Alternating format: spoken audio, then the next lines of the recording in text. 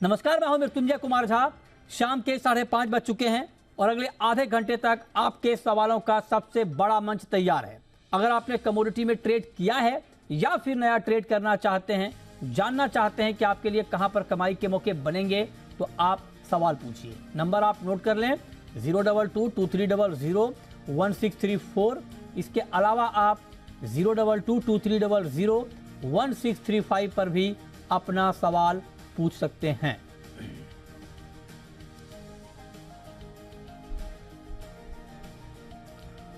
और आज की चर्चा में हमारे साथ मेहमानों का एक खास पैनल है। हमारे साथ हैं बीरेन वकील पैराडाइम कमोडिटी के, भाविक पटेल हैं ट्रेड बुल्स के, रिनिशा चेनानी हैं रिसर्च हेड ऑगमोंट गोल्ड की, और साथ ही पूनम चंद गुप्ता हैं हल्दी के ट्रेडर हैं। आप सभी का बहुत बहुत स्वागत है।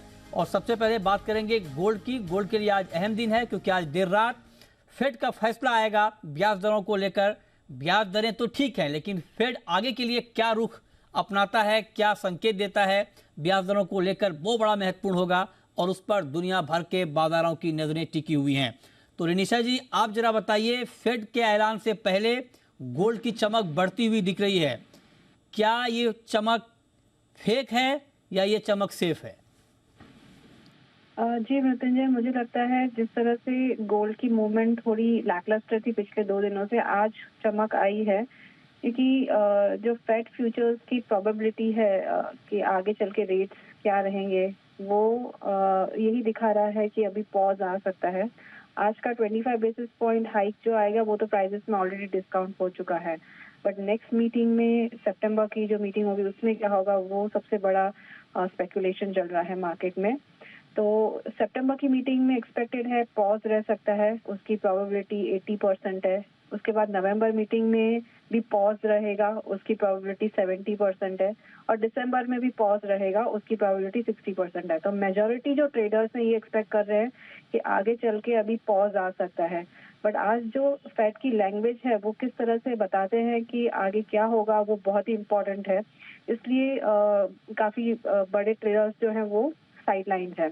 मुझे लगता है अभी जिसकी पोजीशन हो उसे प्रॉफिट बुक कर लेना चाहिए, क्योंकि अगर फिर से अगर रेट हाइक की बात करते हैं फेड, तो एक प्रॉफिट बुकिंग आ सकती है। 59,000 के नीचे हम प्राइजेस को जाते हुए देख सकते हैं। अगर वो कहेंगे कि नहीं बस अब यहाँ जो ये है ये पीक रेट्स हैं और बढ़ चुके हैं, तो फिर प्राइजेस 60,000 तक भी जा सकती है। तो थोड़ा रिस्की है आज। जिसे प्रॉफिट्स हो वो निकल जाना चाहिए आज शाम के सेशन में, कल नई न्यू पोजीशंस बनानी चाहिए। ओके, तो ये आपकी राय गोल्ड के ऊपर, इस पर आप नज़र रखिए। लेकिन ये तो ठीक है, लेकिन आज अगर ट्रेड लेना हो, चूंकि आज फैसला आएगा और उससे पहले मार्केट में तेज़ी बढ़ती हुई दिख रही है, तो बीरेन जी, अगर मैं आपसे पूछूं कि 59,530 के भाव पर सोना खरीदें या बेचें या कुछ ना करें, तो आप किस पर बटन दबाएंगे? बाई साइड जाऊंगा 59,400, इवन करंट लेवल पे भी बाई साइड जाऊंगा। टारगेट मेरा रहेगा 59,800 से 900 का। स्टॉप लॉस रहेगा 59,200 का।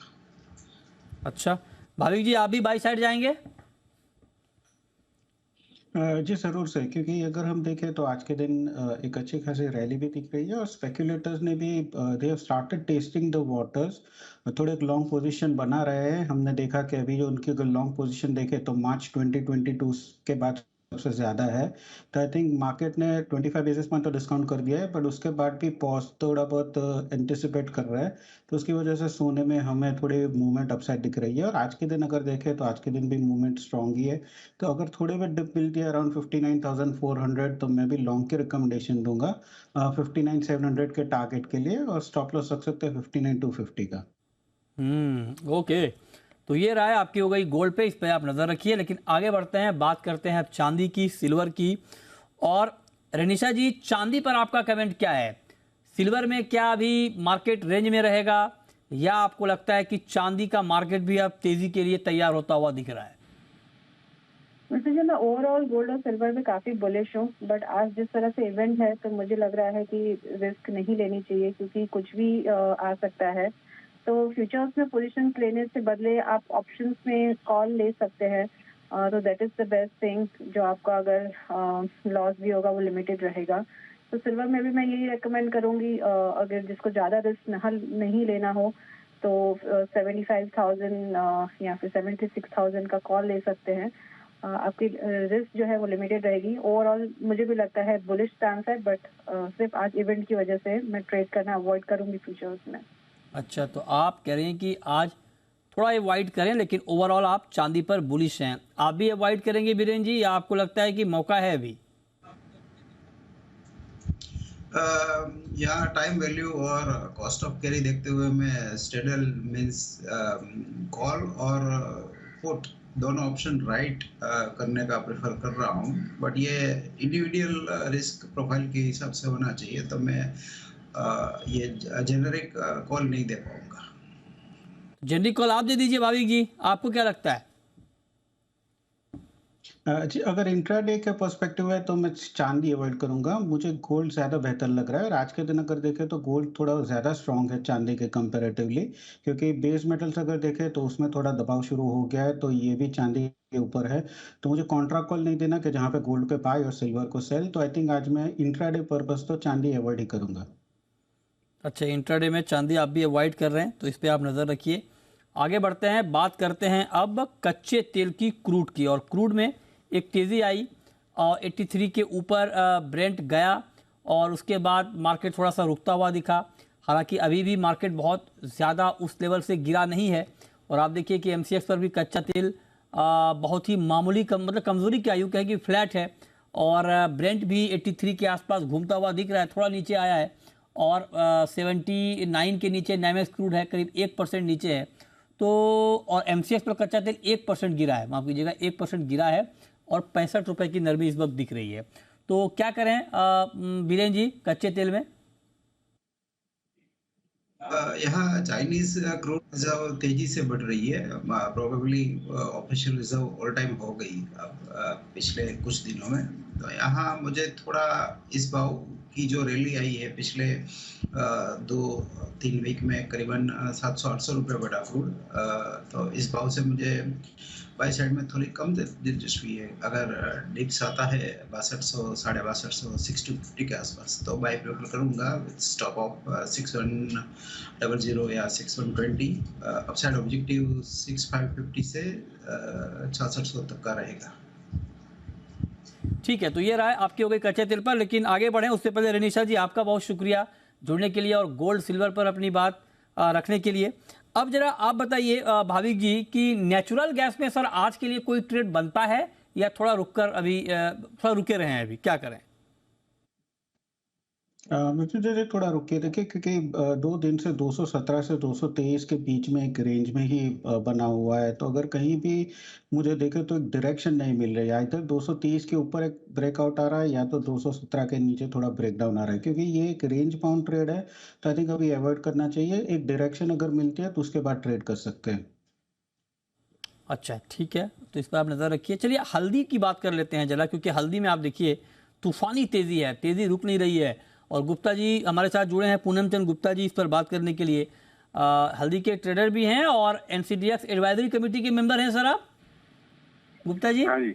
अच्छा, हाँ जी, हाँ जी। दो पद हैं आपके पास। एक तो आप ग्वार के हल्दी के ट्रेडर हैं, ऊपर से एडवाइजरी कमेटी के मेंबर हैं, तभी तेज़ी नहीं रोक पा रहे हैं सर हल्दी की, गुप्ता जी। एक तो क्या फिजिकल डिमांड अच्छी है, एक्सपोर्ट डिमांड अच्छी है। दूसरा ये अभी जो बरसात पानी महाराष्ट्र में, तेलंगाना में काफी हो रहा है, उससे उसका क्या थोड़ा असर वो लोगों के सेंटिमेंट चेंज होते जा रहा है कि इसमें मंदी के बिल्कुल धारणा नहीं रह गई। हर आदमी के दिमाग में और इसमें 2000-1500 की तेजी घुस गई है। इसके हिसाब से रोज वायदा भी बढ़ रहा है, वायदा के पीछे पीछे हाजिर बाजार भी बढ़ ही रहा है। अभी ऐसा लगता है कि इसमें बाजार 500 रुपए कम ज्यादा में खेलेगा, या मतलब काफी एक लेवल भी आ गया कम या ज्यादा? अभी दोनों भी हो सकता है, क्योंकि एक लेवल ऐसा आ गया है ना, तो काउंटर सेल वालों का भी ये भाव में बिकेगा तो वो लेंगे ना, तो इस हिसाब से 500 कम भी हो सकता है, 500 बढ़ भी सकता है। बस लेवल तो एक आ गया है।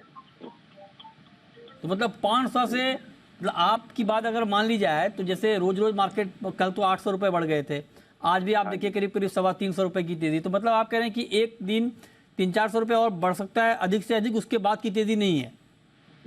तेजी रुक सकती है क्योंकि एक मतलब उस भाव में हाजिर में लेवाल भी मिलना ना, सब हाजिर में उतना ट्रेड नहीं हो रहा जितना एनसीडीएक्स पे हो रहा है। बड़े सर हाजिर में आप कह रहे हैं हाजिर में तेज नहीं हो रहा है, एनसीडीएक्स पे हो रहा है, फिर तो आपको जांच करनी चाहिए इसकी। उतना तेज नहीं हो रहा है, जैसे मतलब एनसीडीएक्स पे कल 700-800 बढ़े थे, हाजिर में 300-400 रुपए की तेजी आई। ऐसा कैसे सर? ये तो डेरिवेटिव मार्केट है, तो रिफ्लेक्शन होना चाहिए स्पॉट का, ये तो उल्टा हो रहा है, यहाँ ज्यादा तेजी वहाँ कम तेजी, ऐसा क्यों? मतलब उसमें हाजिर में एकदम लेवाल भी तो आना चाहिए ना सब। आज बाजार 300-400 रुपए अच्छा। यहाँ वाले लेवाल कौन से लेवाल होते हैं जो एक्सचेंज पर खरीद रहे हैं?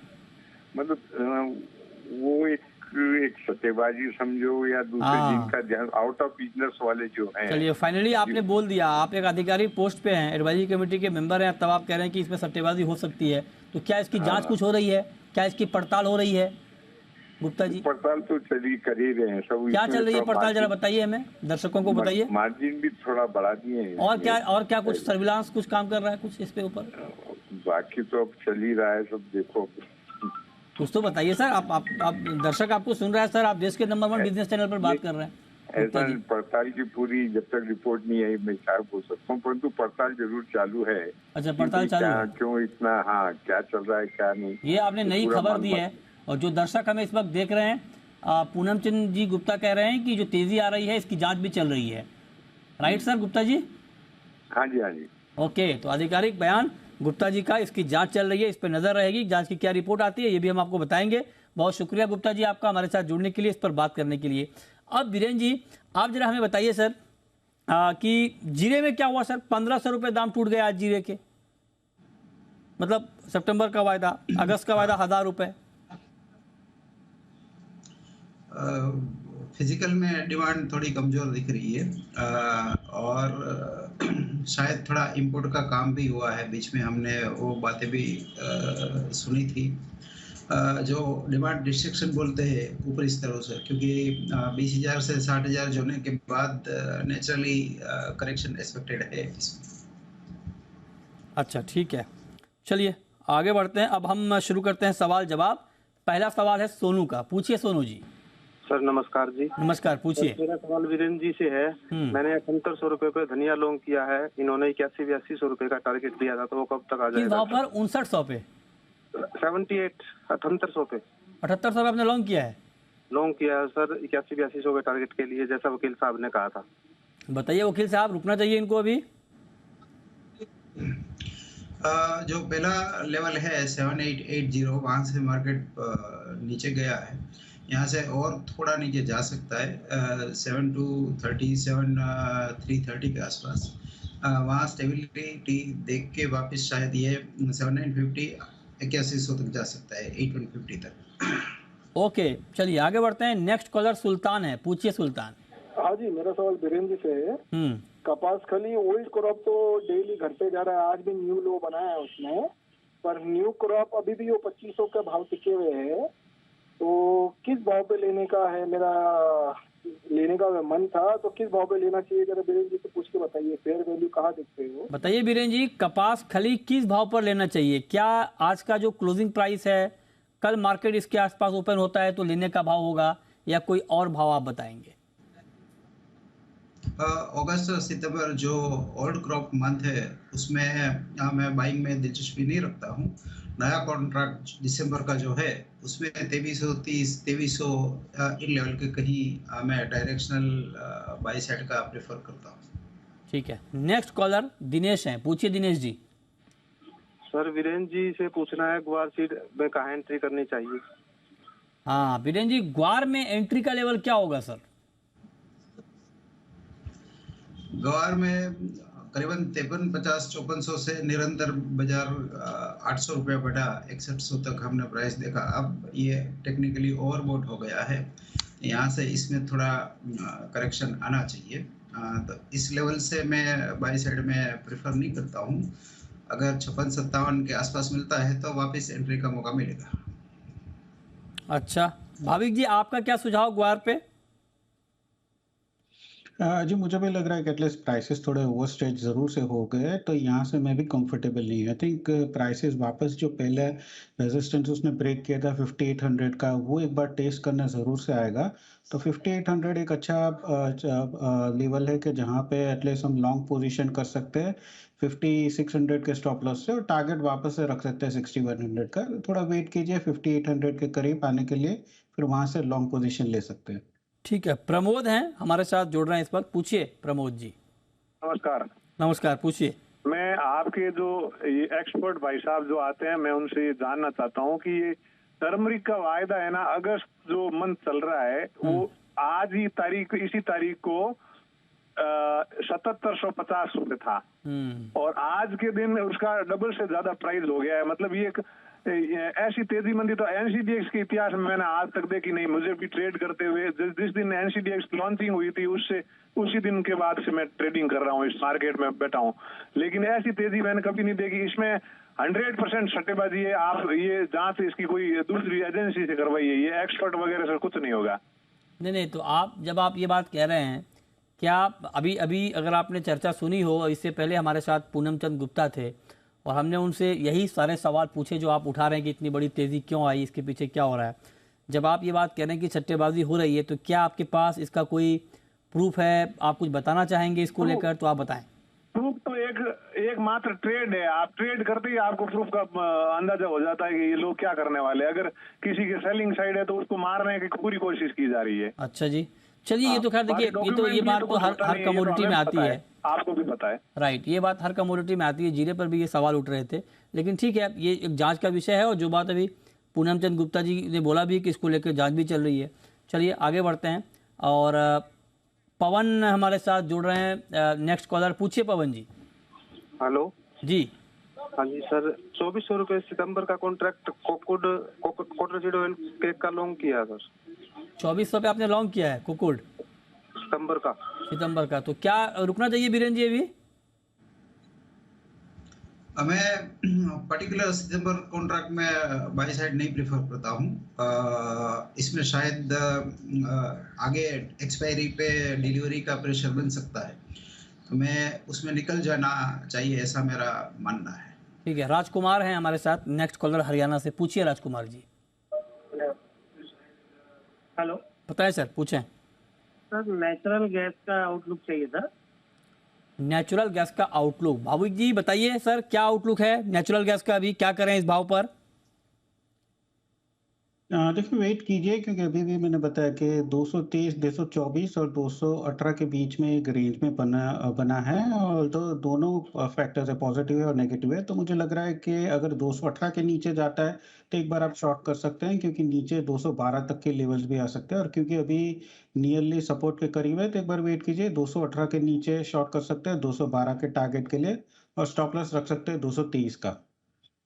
ओके, ठीक है, तो इस पर आप नज़र रखिए। नेचुरल गैस पर 220 रुपये 60 पैसे का भाव है, करीब 0.25% की गिरावट इस वक्त MCX पर नेचुरल गैस में दिख रही है। चलिए आगे बढ़ते हैं और रुक करते हैं कुछ और कमोडिटी का कि वहाँ पर आपके लिए किस तरह का ट्रेड बनेगा। कैस्टर, अच्छा, इस बीच विजय ठक्कर हमारे साथ जुड़ रहे हैं। जिगर ठक्कर, पूछिए ठक्कर साहब। 59,500 पे एक लॉट गोल्ड सेल किया है। भाविक जी से सवाल है, क्या एसएल रखूं ऊपर में और नीचे? 500 पे आपने सेल किया है, क्या एसएल रखें भाविक जी, और टारगेट क्या रखना चाहिए?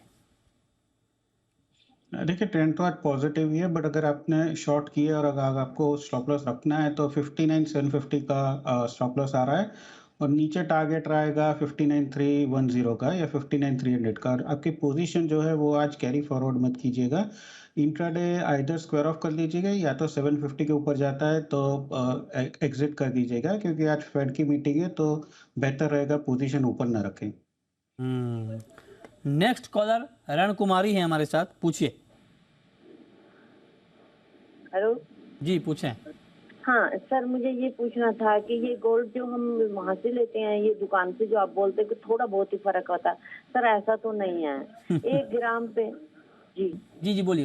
हाँ। तो सर 1,000 कम से कम, नहीं तो 1,500 1 ग्राम पे फर्क पड़ता है।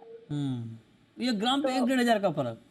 हाँ, तो मतलब मैं ये कह रही हूँ कि कोई भी चीज कितना भी आप बताएं, आपसे तो खैर मिलता उनका है ही नहीं। और मैं तनिष्क की और उनकी बात कर रही हूँ, जो अच्छी कल्याण और इनकी। तो आप एक बताइए, एक ही ग्राम पे इनकी 1500 मेकिंग और ये लग जाता है। नहीं, देखिए अब जहाँ तक मैं समझ पा रहा हूँ कि उसमें आपको जीएसटी लगता होगा, मेकिंग चार्ज लगता होगा, लेकिन फिर भी इतना नहीं लगना चाहिए। बीरेन जी कुछ बताएंगे सर, इतना फर्क क्यों? इसमें जो कोई नाम तो नहीं ले सकता ब्रांड का, बट जो कॉर्पोरेट हाई एंड ब्रांड्स है और जो रिटेल ज्वेलर्स है, इसकी मेकिंग चार्जेस में काफ़ी फर्क, करीबन 25-30% तक का भी फर्क मैंने देखा है। अच्छा, चलिए इस पर हम आगे भी चर्चा करेंगे। राकेश हमारे साथ इस वक्त जुड़े हैं, पूछिए राकेश जी। सर मैंने ना सिल्वर के 2 लॉट 74,970 में सेल किए हैं सर। किस बाबर? 74,970 में सेल किया आपने? सेल किए सर। अच्छा जी, तो भाविक जी क्या अभी बने रहना चाहिए इनको ट्रेड में? बने रहिए, क्योंकि बेस मेटल सारे उसमें थोड़ा बिकवाली दिख रही है, और आज सिल्वर अगर देखें गोल्ड के कंपैरेटिवली तो अंडर परफॉर्म कर रहा है। उनका स्टॉप लॉस 75,350 का जरूर से मेंटेन कीजिएगा, और नीचे अगर 74,400 के करीब आता है तो आपकी पोजीशन एग्जिट कर दीजिएगा। ओके, ठीक है, चलिए तो इस पर आप नज़र रखिए। लेकिन अब आपको बताते हैं मानसून पर एक खबर। मानसून पर भारतीय मौसम विभाग के डीजीएम से खास बातचीत की है हमारे संवाददाता अनुवेश रथ ने। आइए आपको सुनाते हैं। भारत में मॉनसून अपने चरम पे है, और इसी पे बात करने के लिए हमारे साथ आईएमडी के डॉक्टर महापात्रा हैं हमारे साथ। आइए बात करते हैं कि किस तरीके से मॉनसून इस बार रहा और किस तरीके से आगे चलेगा। सर, पहला सवाल मैं ये पूछना चाहता हूँ, भारत में मॉनसून है, जुलाई का महीना है जो कि पीक माना जाता है मॉनसून का, तो इस बार मॉनसून कैसा रहा और आगे चल के आगे जो 2 महीने हैं उसमें कैसा रहेगा सर? एज फॉर आईएमडी's एक्सपेक्टेशन इस बार मानसून अच्छा ही रहे हैं। पूरा सीजन की बात करें, 1 जून से 25 जुलाई तक 5% ज़्यादा बारिश रिकॉर्ड किया गया for country as a whole. Distribution देखें तो मोस्ट पार्ट्स ऑफ कंट्री में normal to excess rainfall record किया गया। सिर्फ ईस्टर्न इंडिया जैसे ईस्ट यूपी, बिहार, झारखंड, गेजेट वेस्ट बंगाल, इस एरिया में डेफिशिएंट रेनफॉल रिकॉर्ड किया गया है। इसके साथ साथ रॉयल सीमा आंध्र प्रदेश का है, वो एरिया में भी डेफिशिएंट रेनफॉल रिकॉर्ड किया गया है। और जुलाई महीने का बात करें, जो कि बहुत इंपॉर्टेंट होता है खरीफ क्रॉप के लिए, वो ही अच्छा बारिश हुआ है। लगभग 15% नॉर्मल से ज़्यादा बारिश रिकॉर्ड किया गया है, और डिस्ट्रीब्यूशन भी बहुत अच्छा रहा है। मगर सिर्फ जो ईस्टर्न पार्ट जैसे ईस्ट यूपी, बिहार, झारखंड, गेजेट वेस्ट बंगाल, उस एरिया में रेनफॉल कम हुई है। सर, अगर देखा जाए तो इस बार जो उत्तर भारत है उसमें काफ़ी ज़्यादा डेवास्टेटिंग चीज़ें देखने को मिली है वो बारिश के कारण। उस पर क्या बोलेंगे, और कब तक एक राहत की उम्मीद लगाई जा सकती है? देखिए, मानसून सीजन में जब तक मानसून सर्कुलेशन चलता रहता है तो रेगुलर इंटरवल पे बारिश होता रहता है। इस सिलसिला में आप देखेंगे तो नॉर्थ वेस्ट इंडिया में इस बार अच्छा बारिश रिकॉर्ड किया गया है। स्पेशली जो वेस्टर्न डिस्टर्बेंस आ जाता है और मानसून फ्लो के साथ इंट्रैक्शन की वजह से, जैसे 8 तारीख से 13 तारीख बीच में बहुत अच्छा बारिश हुआ था। एक्सट्रीमली हेवी रेनफॉल रिकॉर्ड किया गया था। जम्मू कश्मीर, हिमाचल प्रदेश, उत्तराखंड, हरियाणा, चंडीगढ़, दिल्ली एरिया में heavy to extreme heavy rainfall record किया गया है। इसके बाद बारिश कम हो गया था। फिर अभी एट प्रेजेंट एक वेस्टर्न डिस्टर्बेंस पास हो रहा है। इसकी वजह से अगले 3 दिन तक Himachal Pradesh, Uttarakhand, Haryana, Chandigarh, Delhi, west UP area में बारिश होने का संभावना है। तो फिलहाल इस बुलेटिन में इतना ही। छोटा सा ब्रेक के बाद भी खबरें जारी हैं। और बहुत शुक्रिया हमारे साथ आज जुड़ने के लिए बीरेन जी आपका और भाविक जी आपका।